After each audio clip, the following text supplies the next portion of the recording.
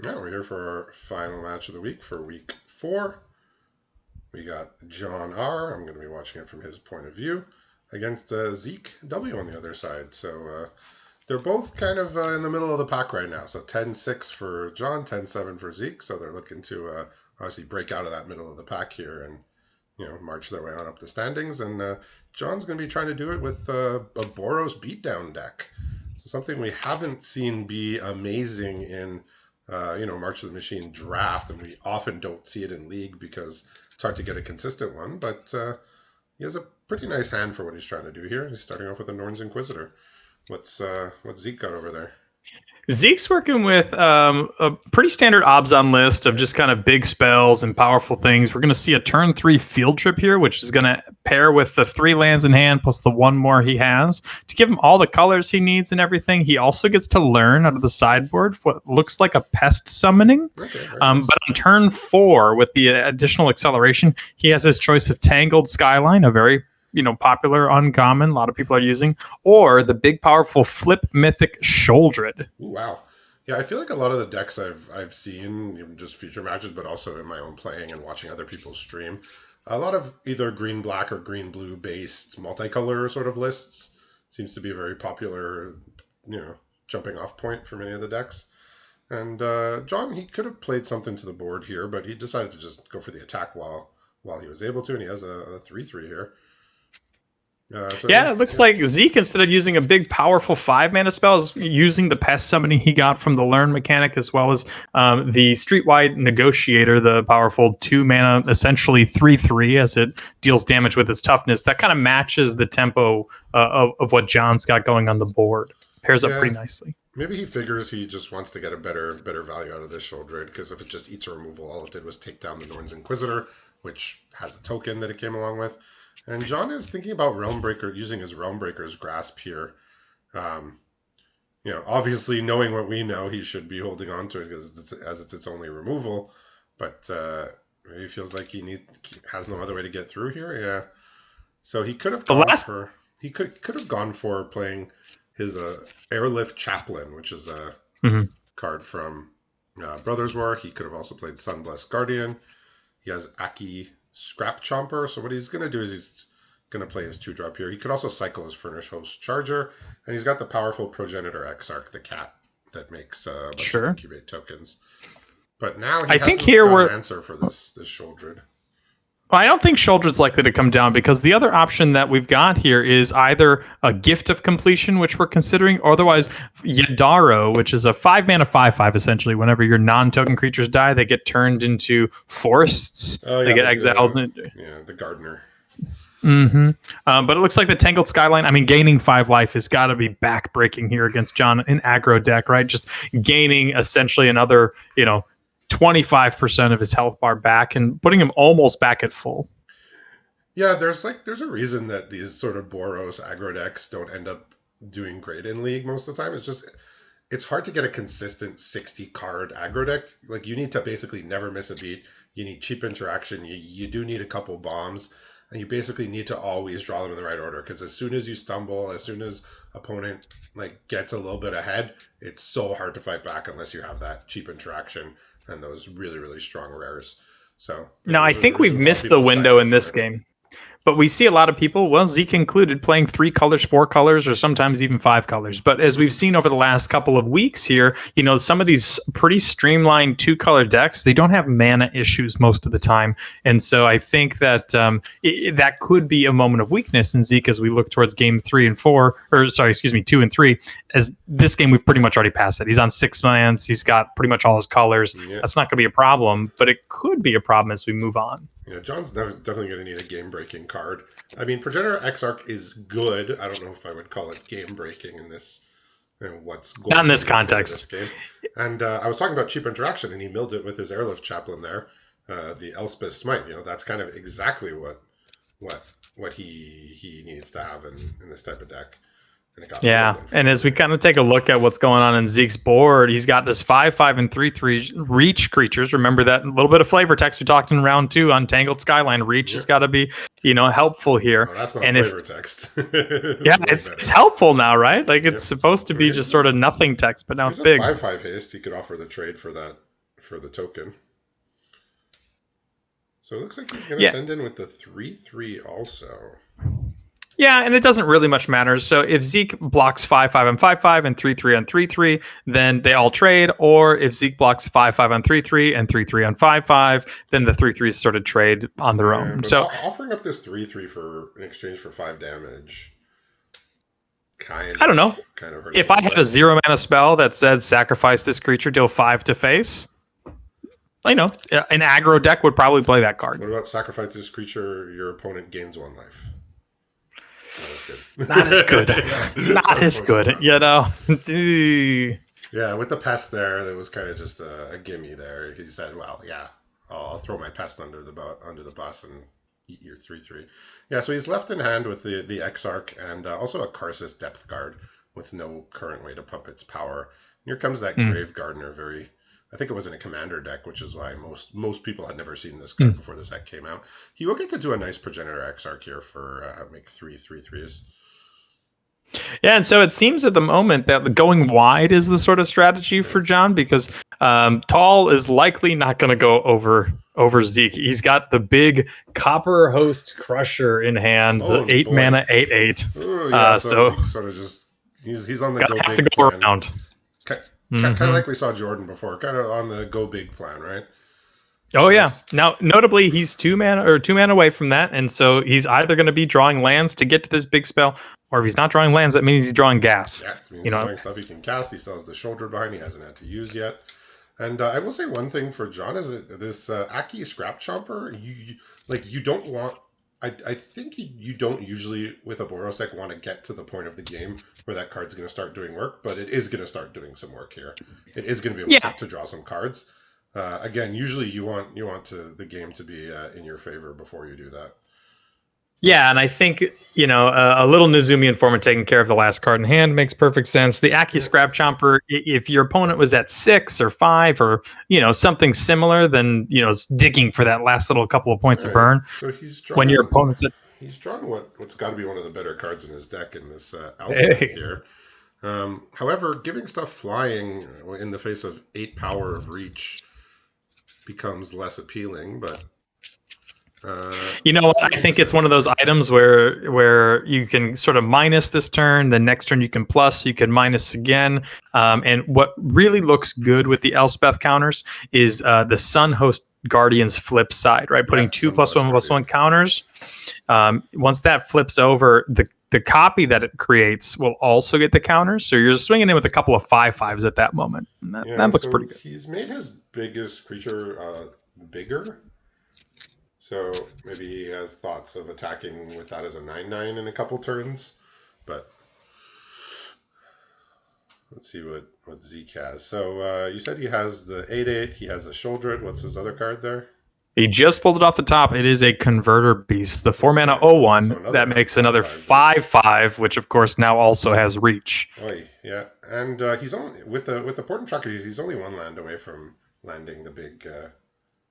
That's true. The other thing to note is about all these little 0/1s, 1/1s. We've got a couple different creatures that really don't do a whole lot on this board, including the Informant, the Converter Beast, that kind of stuff. When they die, they turn into 2/2. Are they 2/2 forests, or are they just forests? I believe they're just lands. They're just lands. Okay. Well, I mean, at this moment in time, I would trade in a 1/1 for a land. I got stuff to do with mana. Looks like that's exactly what he's doing. And this 0/1 having reach might even come up at some point as a chump blocker for a flyer. Heck yeah, it will. One thing I hadn't even considered, and I think we just sort of lost track with, is on John's board. He's got that Norn's Inquisitor. So as the all these incubator tokens they flip up, they're 4/4s rather than 3/3s. And as the Sunblessed Guardian flips up, that gets to be 1 more. So if he minuses the Elspeth on the Guardian plus a couple of items, he could be swinging in with 6/6 flyers. Yeah, it is just in the face of these 5/5s right now. It's not looking. The numbers aren't in his favor. He's drawn another flyer here, Attentive Skyward, and again, just Tangled Skyline just causing all the problems in the world. If there was no Tangled Skyline, he'd be literally sailing his way through the air. You never really do know, though, right? Like White has a number of different, opportunities that sort of have modes that can get rid of enchantments. And so we might see something like Sunder the Gateway, which normally would be a 2/2 haste creature in like an aggressive deck. But in this one, it might be destroy target artifact or enchantment and make an incubate token. Certainly something that could make its way into the main deck. Yeah, we'll see if he's main decking it. Probably not main decking it, like if I had to guess. I think if you have to make a Boros aggro deck and maybe you're 2 or 3 cards short, a 2/2 haste for 2 is not an unreasonable. I shouldn't say 2/2 haste. It's just a 2/2 creature, right? Like it's an incubator that flips right away. On the floor it's a 2/2 for 2. A scroll shift off the top. Oh no. Shift. Yeah, that's not good. That can target enchantments, by the way. Oh yeah, it can. So it could get a Sholdred, right? Another sacrifice trigger, which probably isn't going to do a lot here, but just getting another 5 life and another 5/5 on the battlefield is pretty good. John's drawn just about. I mean, I haven't seen his deck, but Elspeth and the Exarch just got to be about 2 of the best cards in his deck, probably at least in the top I would 5, imagine so, right? If not, 1 and 2 or close to that, and they're not appearing to be enough right now.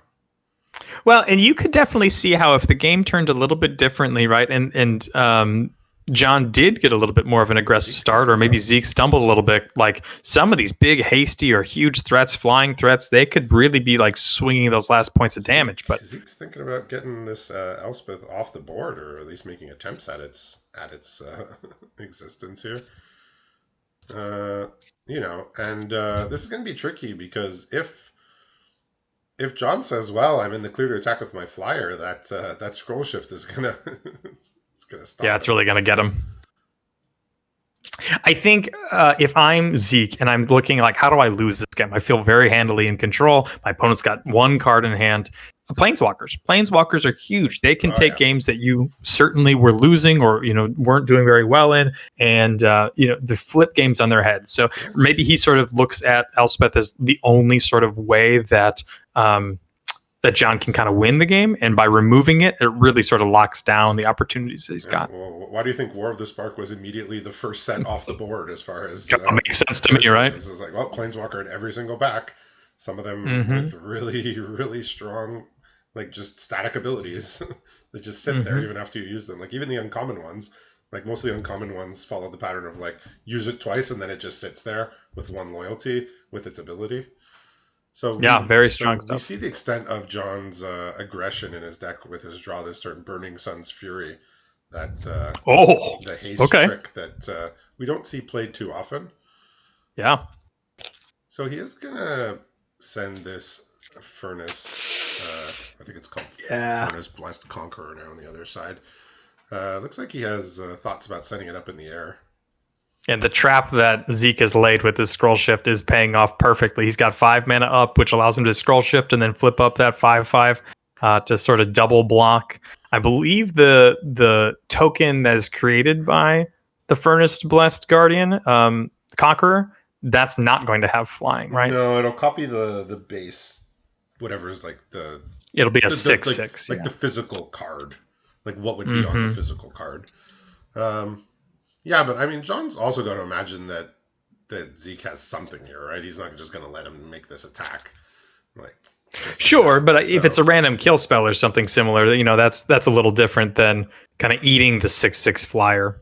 Yeah, well, he's got a Burning Sun's Fury here to sort of at least pump his guys past getting really attacked here. So he's sending in with a bunch of different stuff here. Yeah, interesting. He's got the 1/2 and the 1/1. I guess he figures they sort of serve their purpose. If he blocks with a 3/3, I can get through it.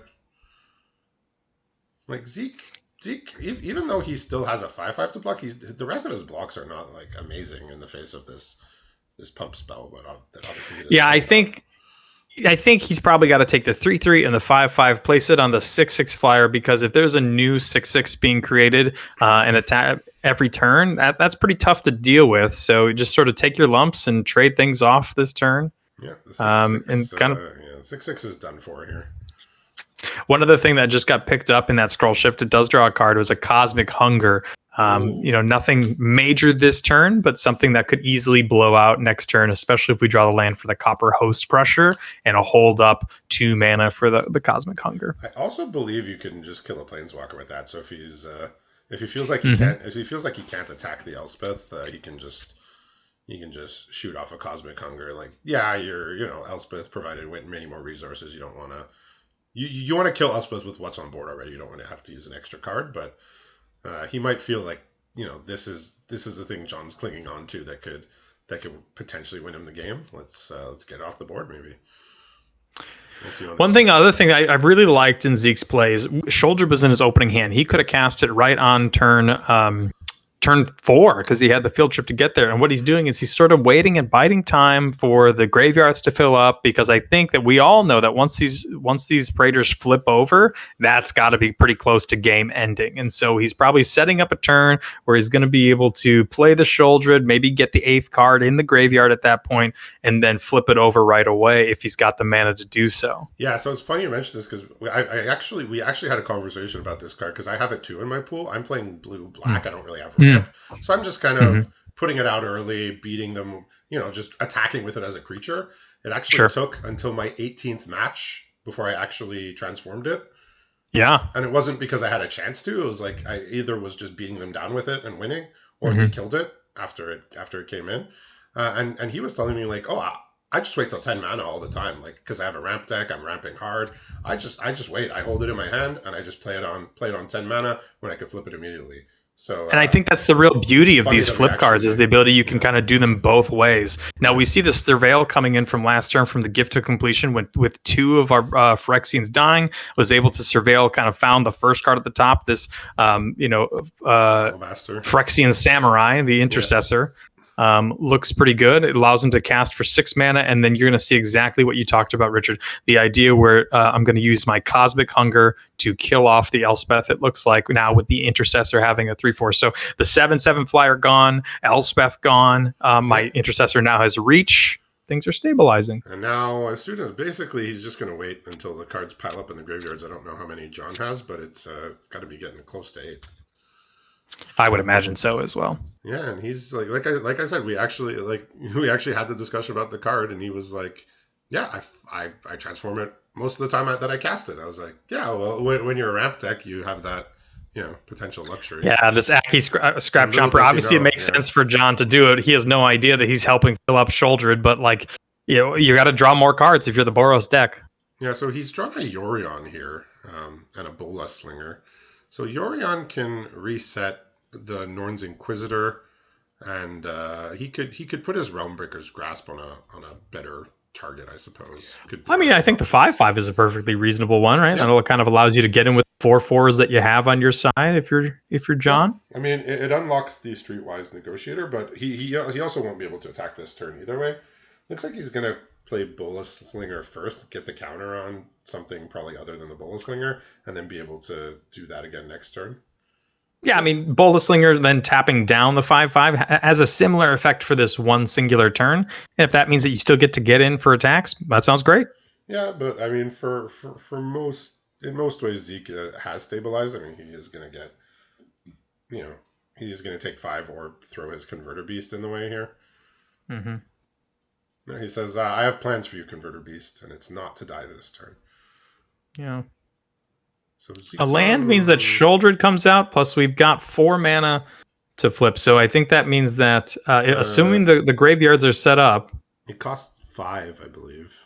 5 to flip. I must be confusing with Jinja taxes. Yeah. So okay. Well, then maybe just taking the sacrifice out there. Which I think means the Progenitor Exarch is likely the... Yeah, it's 1/2 that's not doing much. So it's either the Norn's Inquisitor, promises more than the.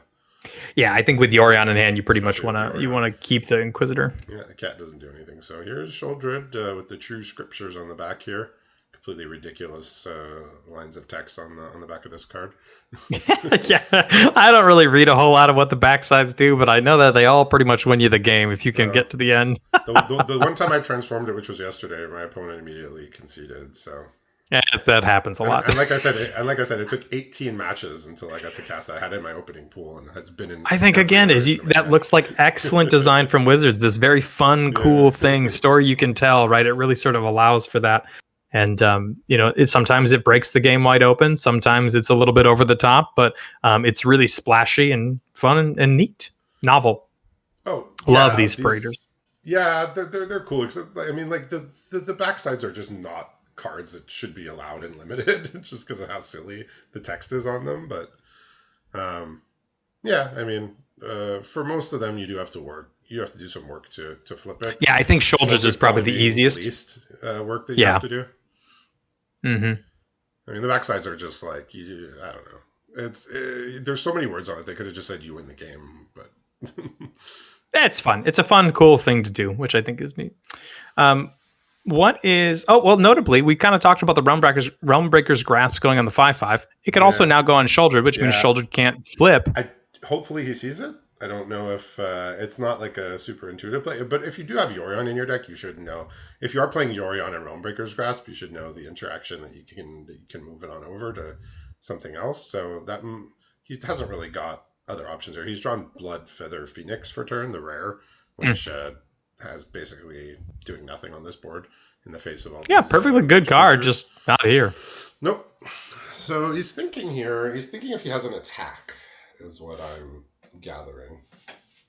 You would essentially have to sacrifice the Bola Slinger because in order to attack with anything other than the 5/5, he would need to tap down the 5/5 on Zeke's side, and that would allow for the Bola Slinger to get eaten. The only other option would be is if he casts Yorion, then that allows him to get the Bola Slinger ability on, let's say, the 4/4 Phyrexian, and then that would allow him to attack him with two 5/5s, move the Realmbreaker's Grasp over his shoulder, tap down the 5/5 on Zeke's side, and now he's swinging with quite a bit of power. Yeah, the only So, thing is that the Realmbreaker's Grasp will come back at end step. at end of turn, it's not right away, is it? But yeah. So maybe in that case, you just so attack this with is the the Realmbreaker. 5/5 only is a possibility and try to trade it off with something. So he's just So I don't think he's gonna attack with anything other than his 5/5 if he is gonna attack. So he is exiling the cards that we said. He is gonna put the Realmbreaker on shouldered, and now I'm thinking, well, Zeke had a point when he said he usually holds it till he can flip it in the same turn, and he was off by 1 mana. Yeah, and I think maybe he miscounted or didn't know. Big trouble though. Yeah, I think I like the Copper Host Crusher coming in. Now, notably, this is a weird interaction. The same play can be made with a Copper Host Crusher because as Realmbreaker's Grasp enters the battlefield, it's not targeting; it's just being attached to something. This was so pretty niche interaction. I do remember this interaction from Theros because it was one way to actually get a Dream Trawler. Because there was a card Flicker of Fate where you could basically blink your own creature or enchantment, and they had a pacifism variant in that set. It was basically one of the only ways to actually get a Dream Trawler removed. And one of the things that you don't necessarily always think about with the big 8/8 creature, it's a Phyrexian, so it now has reach as well. Of course, I think it's like a Phyrexian bear rhino or some ridiculous random. Yeah, big Ikoria beast of some kind would probably be my guess. Yeah. So if John were to attack pretty much all out, he's got a 5/5 and a 4/4, some big stuff in here. The Copper Host Crusher likely, jumps or likely eats Yorion, and the 5/5 likely eats the 4/4 with like an 0/1 blocking the 5/5. That means that you've got these piddly little 1/1s, 2/2s, 1/1s getting in, and there's just nothing there. He can tap the 5/5. Sure, okay. So the only real bulky, huge body is the 8/8, but the 3/4 also gets to eat something. An all-out attack, I think, would be not getting enough damage to make it worth losing. It's close, though. I think if he were to have, let's say, one more, like, 3/3 involved. He does have a 3/3 with the... Yeah, I guess I was counting that incubate token. I think he needs, like, one more, because then at that point he'd get in about 7 damage approximately, and then putting Zeke to 4 is huge, especially because I would assume he has something like a Stoke the Flames, maybe an Invasion to Regatha, some different items that could sort of burn him out even without attacking or blocking. And John has played some really good cards this game, and so has Zeke, but this Tangled Skyline has made all the difference. The reach just huge, because he had flying, he was building up creatures with counters, with flying, with Elspeth. He has Yorion. And the Phyrexians are ruling the sky here. So it seems, yeah. So now they're both pretty much off the top of their deck, and this is honestly one space where I do like Looks like the he's Aki going to Scrap scry. Chomper. Looks like he's going to scry Yep. upkeep here with his Witherbloom Campus. A quick trip to Strixhaven at some point picks up a really good sort of late game engine into Scryland. Well, I know Zeke at least has fond memories of Strixhaven League. It was his first league with us, and he made top 8 on the back of 2 copies of Mascot Exhibition. Oh, excellent. Excellent. Now, scrying a land at the bottom, we've got an... Because he was on my team, so... Good deal. Scrying a land at the bottom, we've got an Alabaster Host Intercessor, another 3/4, which is pretty good, but not enough mana to cast it, so it looks like he's going to plane cycle it away. He considered it. He did untap his land. I'm not sure what the... we're recounting. He thought he could cast it, is realizing he only has 5 mana available, and is now deciding as to it looks like not going to cast it this turn. Well, it would be some kind of strange irony if that one when being tapped ended up being like something that allowed John to get in for lethal, but yeah, we'll see. We'll see exactly how that goes. Possible. So yeah, the Scrap Chomper, like I mentioned before, it's like you don't want to get into a game state where it's like, the thing you're leaning on, but now that it's here and now that we're here, it's doing kind of what you want it to do. I really think an Invasion of Regatha has got to be the card that John's looking for, because it would ping off the 0-1, which is just one more blocker more than anything else, plus 4 damage to the face. So here's the namesake of his Beatstick Beatdown deck, that is what he called it. That does allow Yorion to attack in the air and trade for something else, but that would just be the 0-1. Still doesn't, because anything he attacks with allows him to go with... Well, what it does do is it allows for one of his big creatures to need to be double blocked, which means the 0-1 and the 8/8 are likely getting put on the same creature, and therefore the 0-1's not blocking something else. Yeah, so he does have another creature he drew in hand, Pyretic Prankster, but not really doing much on this board. I don't really love the Pyretic Prankster, especially after it flips up. It's just not too impactful. However, as a 4/3, because of the Norn's Inquisitor giving an extra 1 counter, obviously that makes it significantly better than the 3/2 body it normally is.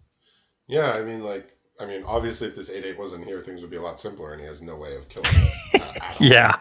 I mean, yeah. Maybe he has a Sunfall in his deck, but other than that, that thing is there is always the possibility that if John attacks all out, some of these things are going to start to move away. Maybe the 3/3 body, or the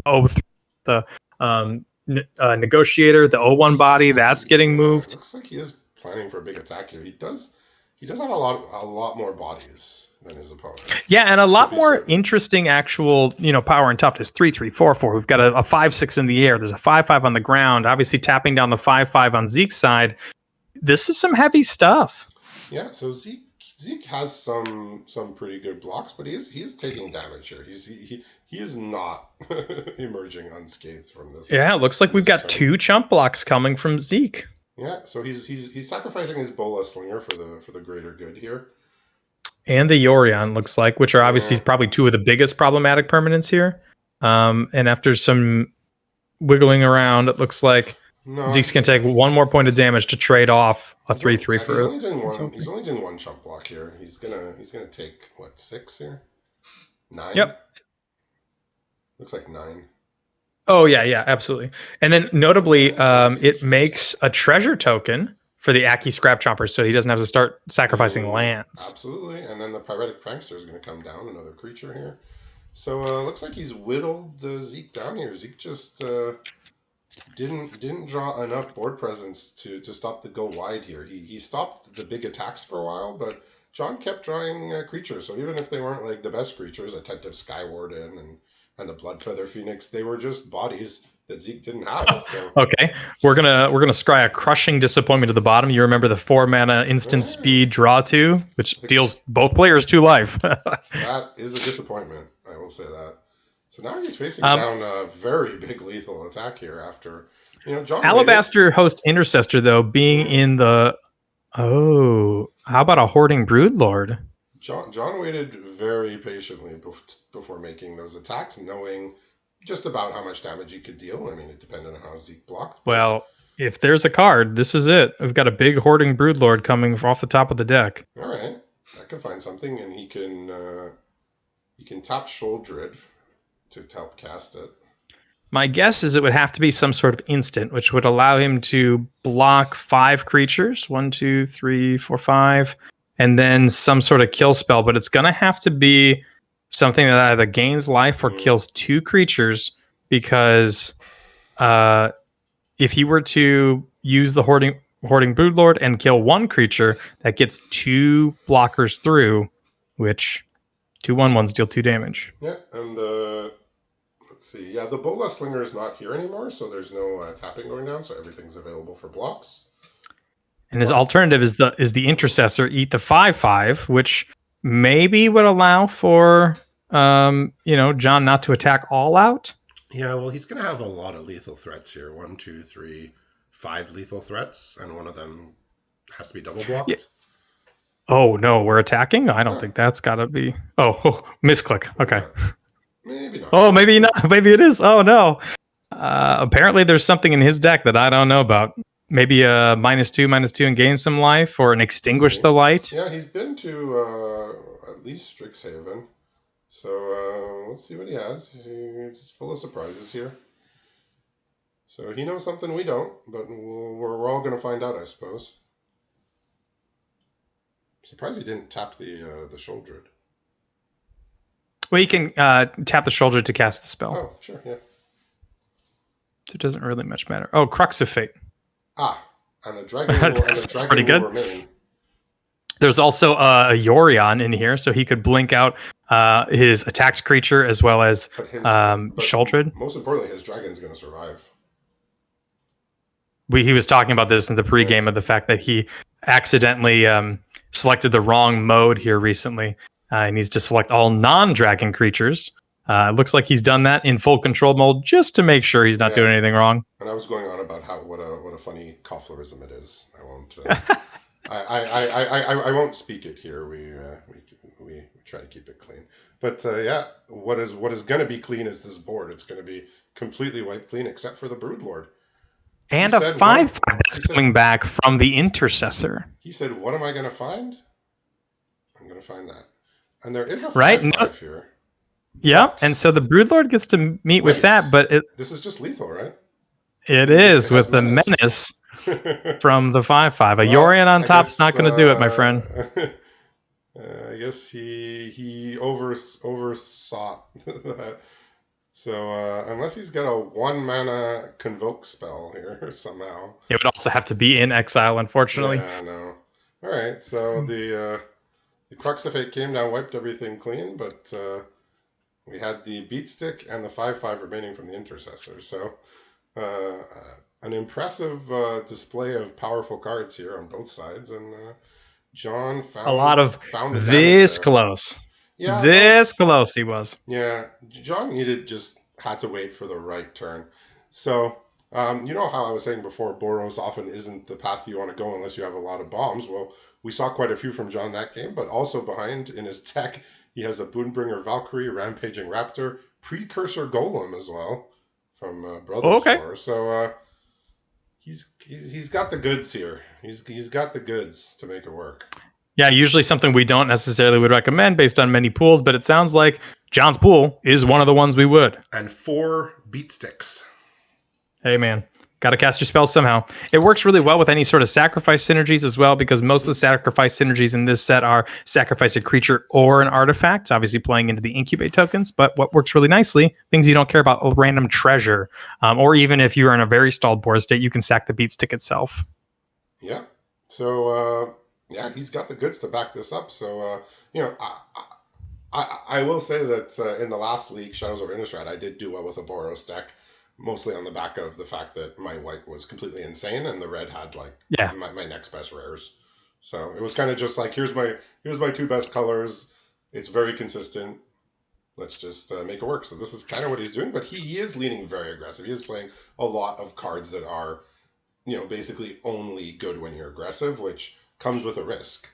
But when you can get your opponent before they can really get going. This is the goal. It looks like he had enough staying power, just enough removal spells, right? And the ability to sort of move over the Realmbreaker's Grasp, some flying creatures, even through the Tangled Skyline to kind of squeak through almost exactly the amount of damage he needed. Even if Zeke had one more life point last turn or last game, he didn't necessarily need to go with the Broodlord. He could have exiled the 5/5 with his Intercessor, sort of played on that, and then the following turn hoped to stabilize a little bit more with more Broodlord action. He was very close to being able to sort of stabilize with a couple other lines, but based on, unfortunately, the exact amount of life that he had, there wasn't. John had just enough. So he's concluded that Sunder the Gateway is a card he's interested in. I would think so. That makes perfect amount of sense to me. There's a very interesting card that he's choosing not to play, which I think is probably going to be very good in his deck. Is Recommission from Brothers War. You'll have to remind me what that one is. It's just one and a white for a sorcery. You get to put artifact or creature of 3 mana or less from your graveyard onto the battlefield, and it even gets a +1 counter to boot. So. Oh, okay. Just a nice little card. Get back one of your small creatures. He's got Sunder the Gateway in his opening hand. I'm sure he's saying, "This is for you, Tangled Skyline." This is saving that one until that moment. Yeah, as we look at Zeke's opening hand, you'll see an aggressive card, which is going to come down in the Streetwise Negotiator. We also have a Portent Tracker, but if he plays the Portent Tracker next turn, that's going to allow him to play the Boonbringer Valkyrie of his own on turn 4, which obviously turning something into a Baneslayer for one turn and a Baneslayer on following turns going to be huge against an aggro deck. Have extremely powerful cards. So Norn's Inquisitor, again, one of his better 2-drops. He has a Rampaging Raptor for turn 4 here. So it looks like he's kind of executing his game plan, but Zeke is also executing his game plan.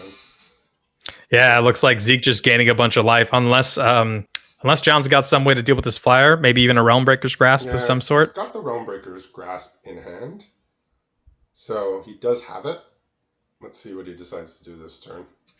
Also, sitting and lying in wait, even though we don't have a single black source, the Hoarding Broodlord's in hand. So if we can end up getting probably one swamp and maybe a black creature that allows for the Portent Tracker to do a little land shenanigans, and we can get that Hoarding Broodlord out on the battlefield.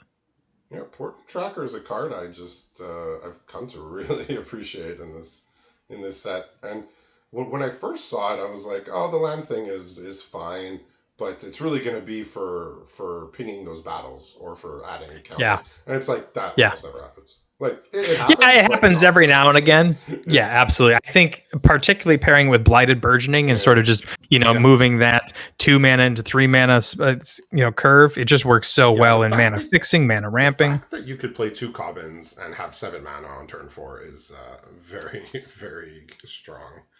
We even saw it in round 2 with Arixmathes, the big 12/12 creature that has slumbering counters on it. Yeah, they don't usually put this combo at common in most sets. You'd think one of those would be an uncommon. The only thing one I could think of was in Call Time, where we had the elf that untaps a snowland, and then we had, I think it was called Glittering Frost.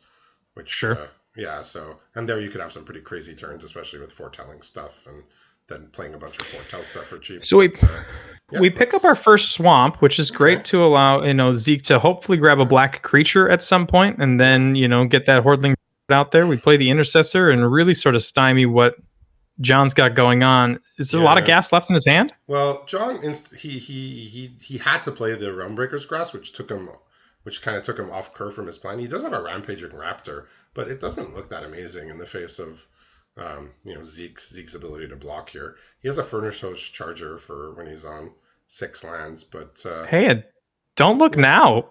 John's at 10. Yep, he just got beat down by this Streetwise Negotiator a couple times for 4 here. That'll 3, 4, that kind of stuff. Yeah, I mean, I think it's done. It's done 11 damage, and then he gained a life from his Windscard. Yeah, I think so as well. So not a swamp, not a black creature, but another Portent Tracker means that we have officially unlocked triple black. This is the way to cast Broodlord in this format. Confirmed. It's probably the hard way, but that's fine. Whatever way that gets you there, I think. I'm just going to end the game because John has no answers. He can go digging here with a Scrapwork Mutt. He can go see what he can draw up. Yeah, Broodlord, unfortunately, is probably going to just... I mean, Silly John will statement. get one draw step to pretty much deal Yeah, with it. but Zeke does get access to whatever the next best card is. So I did not My think that guess would this be was. Yorion. I did not think that this was the way I would see Hoarding Broodlord be cast in this format, but I like it. I'm a fan.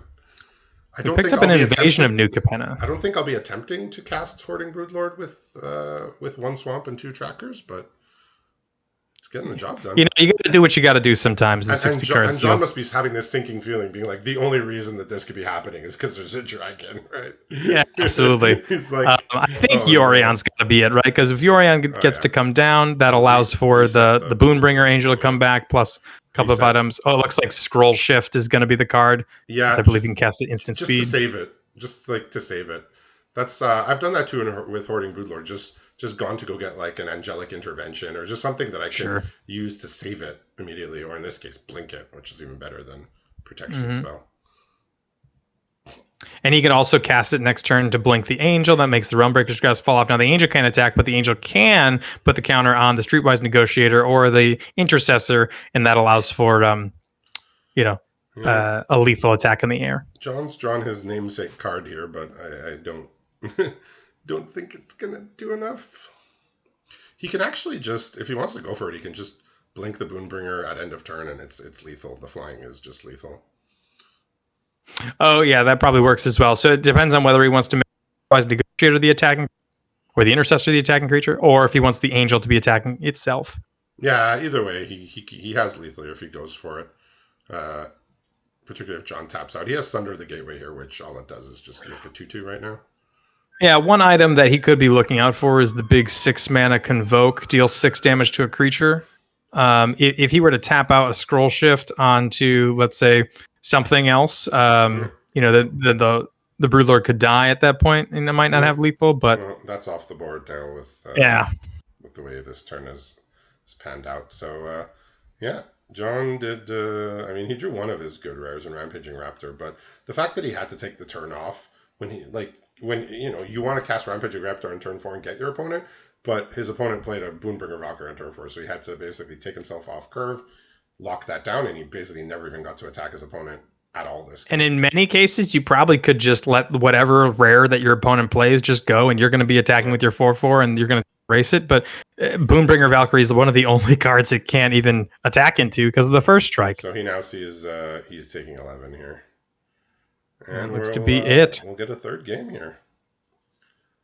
So our last two 10 o'clock matches ran, I think, 82 minutes and 74 minutes the last 2 weeks. So Now we're going into game 3. I don't think it's going to take another 45 minutes to play this game 3 because I'm pretty sure John's going to win or lose pretty quickly. I'm certainly hoping not. But, hopefully we One get thing a good that's a one. little unfortunate is we're looking here in the sideboard. Zeke has both a Lutri in the seen in the feature match a couple times with all kinds of good fun decks, but also a Chandra, Hope's Beacon, which unfortunately is just not on the right colors with the rest of his deck.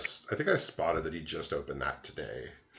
So he might have just been setting his colors and said, oh, well. Yeah. Okay, so not a great hand for John here. Sunblessed Guardian, the 2-drop there, a Yorion, and 5 lands. Gonna keep it, but I think this is the kind of hand that is primed to just not do well. Zeke doesn't have a lot going on either. He's got 5 lands, 3 of which are tap, or 2 of which are tap lands, but he has a Finn the Fangbearer, hopefully to kind of stem some of the quick action that might be coming out of John's deck. I mean, John's got a Bola Slinger, so a nice draw here, and a Furnace Host Charger, which he's at 5 lands already, so that one's gonna definitely. Outside of the cards you see on the table, we've got a Heliod. It looks like a Buy Your Silence from Streets of New Capenna, and another Intercessor. But we don't have double white until the Intercessor was just drawn. So likely what's going to happen is we've got a tap land coming next turn, a cycle, and then the big powerful god from Theros, Heliod, the Radiant Dawn, coming down on turn 4 would be the guess. Yeah, that's been a weird one, because the card looks really promising. Like, you read the back, you're like, all my stuff has flash. This is powerful. And all my stuff is discounted. And then it's like you realize a lot of the time you're just doing it with 1 card in hand. By the time you actually can play it and then are able to safely turn it over, you have like 1 card in hand. You're like, okay, I guess, it's better to have that ability than not. But It's kind of like an ability you want when you have like 5 cards in hand. Certainly is something that you need some card draw with, which obviously plays into the idea that it's blue for 15 mana to flip it over. Yeah. We do also see a Renata just getting drawn from Okay. Zeke's side. So, that can kind of start powering up some things with counters, and For sure. it works really well with sort of flash. So here comes Bola Slinger to, perhaps get in an attack or maybe just make the Bola Slinger big enough to attack past, things in future turns. If you're a Boros aggro deck, we're attacking this turn. So Let's whatever we can do to push now. damage, let's go. Yeah, we got to get in now because also he has the Yorion in hand, so that's... I love this. Zeke getting a little bit of emotional damage. He's cycling mid-combat after he sees what's going on, just to give John the jukes that he might have a removal spell of some kind. All right, I think that's great. A nice big 4/4. So John's now drawn a Archangel Elspeth to go along with the Yorion in his hand and 2 mountains. Okay.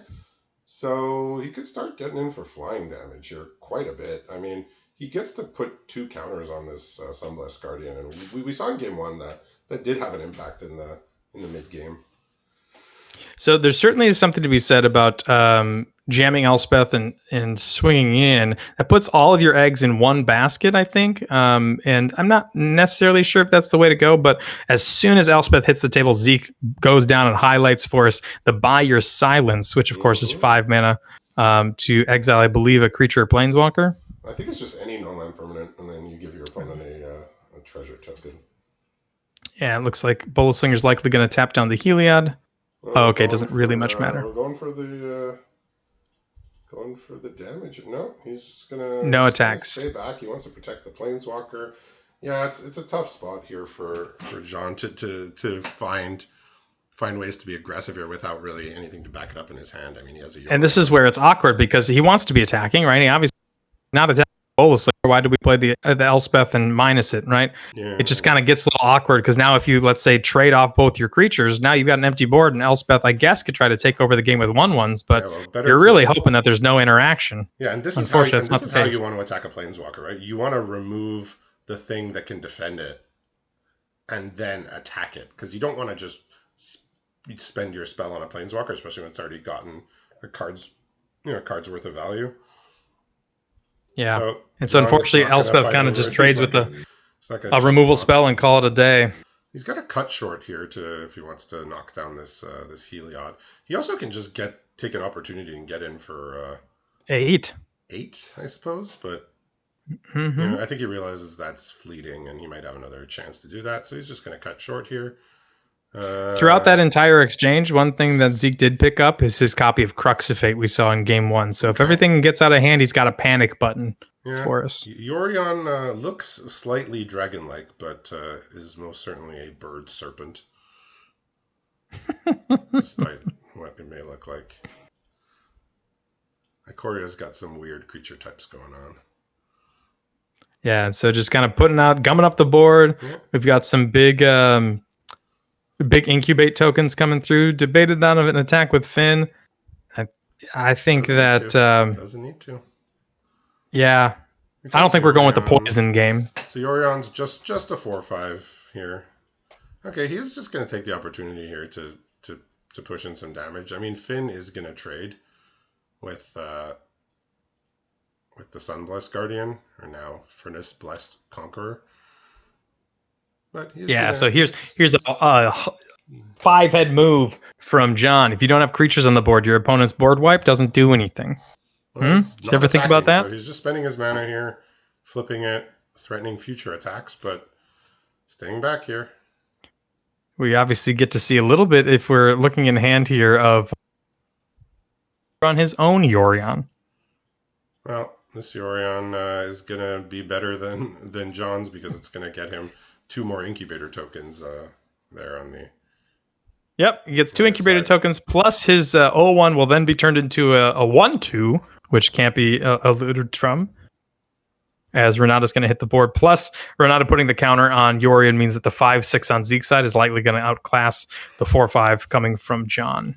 Yeah, it's just all a bit too slow and a bit too inefficient here from John's aggro deck. Airlift Chaplain coming down, like, not even a great card for an aggro deck. Mills 3 cards I don't think he wanted to draw anyway. Symmetry Matrix, kind of an interesting one there. If you from Brothers War, I believe it said whenever you have a creature enter the battlefield, you can pay 1 mana if its power and toughness are equal, and you draw a card. Okay. So hey, man, whatever you got to do to draw some cards. Yeah, just gotta have cards that are symmetric in their power and toughness. Usually not something that you want to be playing in aggro. In aggro, you want the 3/1s, right? You want 2/1s for one, that kind of thing. But if you're playing lots of 1/1s and 2/2s and 3/3s, as it is. I'll take a 5/5 for one. That triggers it. He's deciding whether he wants to attack, and he is going to attack, even though there is a 5/5 here on the other side. Maybe he thinks he can kind of juke him out with Nope, no jukes here. I think Zeke is he's gonna call this bluff here, and kind of just has to play his Yorion, and he just threw his. I mean, he dealt 4 damage, but at what cost, right? My guess is he probably looked at the 5/3 and the 1/3 and said, "Hey, if I both of these creatures, I feel pretty good about it." And just happened to miss the 5/5 on the battlefield sitting down there, or maybe the mana to flip it up. Yeah. So Airlift Chaplain comes back, milling a bunch of cards that he didn't really want. So hey, card advantage. It's got a planes. Look, either way you swing it, this card's a 2 out of 5 on the Cloudblazer Index. Whether it gets a counter or whether you draw a card with it. There you go. It's either a flying 2/2 or a flying draw card. So I'm in. Excellent. Yeah, this Yorion a little better than the one we just saw here. I have to wonder if maybe like a size, Realms Breaker's Grasp might help. In size and in impact. Well, here's the problem. I'm just thinking if Realmbreaker's Grasp works out and then he can start attacking in the air, well, he's pretty much dead in the crackback. He's got 9 power and incubator tokens plus the 5/5 already on the battlefield. Things are not looking good for John. He's got Menace here, but he's facing down like very close to lethal. Oh yeah, he's got 4 5-power creatures, and so if he chumps one of those, only a 1/1 has to get in. And it looks like attacking with the Orion is kind of going to seal his fate as Zeke gets to see everything face up on the table. Yeah, I mean, he's playing his land here. He says, I'm just playing my land. I'm letting you know everything I got. And this is way more than 16 damage. Zeke's pulling off his gloves. He's taking out his toes. He's gotten them all up, making sure that everything is good to go here. He's wondering what could stop this. Since opponent has not conceded yet, right? Opponent has not conceded yet. Why? He's wondering. There's no cards in hand. He played his planes. He could have held the planes there, and well, we even knew it was a planes on Zeke's side of the table, right? Because of the airlift chaplain. Yeah. Right, and it looks like he's just wanting to make his opponent attack. Well done. Yeah. So we see the power of the green big ramp decks just being bigger, being faster. And just being able to withstand the aggro assault here. So congratulations to Zeke for the win here, and we'll see you all next week for week 5. Thanks again.